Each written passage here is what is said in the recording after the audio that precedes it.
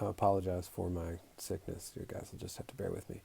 I thought some of the key points were in Chapter 3, the multi-educational approach in Banks's book, looking at those three specifics, teaching of the exceptional and the culturally different, human relations approach, and the single group studies approach, basically with the exceptional and the culturally different, understanding that the expected cognition and skills are for kind of a standard set, and that you can't always teach to someone those materials, and you can't teach in a homogeneous way. You have to recognize the cultural differences when you're trying to get those skills across.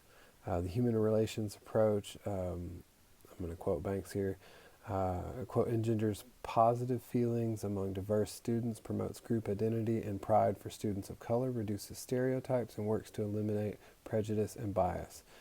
You really just have to create a culture where you identify that folks are different, but that also you celebrate those differences. And then the single group studies approach would be, focusing on a specific single group. For me, science, women scientists would be great.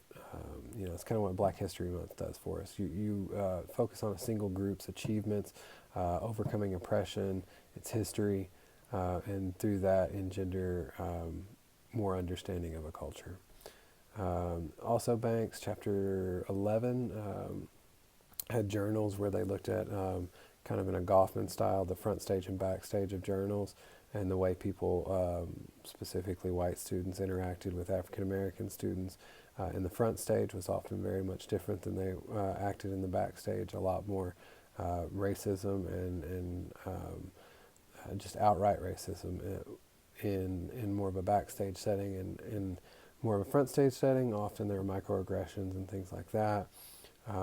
Some of the white students mentioned that they didn't really recognize those things until they had to journal and see them. In the Marlene Carter chapter about African American males and achievement in schools, she focused on a couple of groups that were factors. Home environment, being that there's a lack of encouragement and role models often. Role models themselves often not being in real life, but instead being celebrities, that there are not a lot of African American male teachers to be positive role models. Oftentimes teacher attitudes were a factor, thinking that African American males were lazy or aggressive. Student attitudes as well, thinking that it wasn't cool to be studious, or that it wasn't really a black thing. The curriculum itself often excludes materials that might be of interest specifically to African American males, so that information, that material is not really identifiable to them. Teaching strategies as well are often not active learning, so not as engaging. Then the Edutopia blog by Shane Saffer mentions different kind of tools, little strategies like the equity sticks, where you have every student's name written on a stick and you pick one. Each time you need to ask a question, that way you're making sure you ask everyone, and that you're not being affected by any of your own internal biases.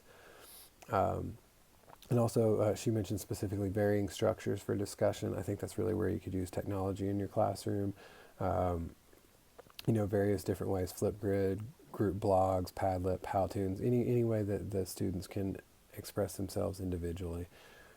Really, I think meets that idea. And then also the article involving Mexican and Latino students, just understanding that there's often cultural differences there regarding schooling, even things like when to eat, or what's acceptable or what's normal culturally for schooling. And so the suggestion of creating a packet, basically, is a great idea for any student that's coming from another culture, just so that they feel more comfortable. A student that feels uncomfortable isn't going to be okay to learn. So I think those were all wonderful suggestions, and a lot of good information for us to use as we move forward in trying to create a multicultural classroom.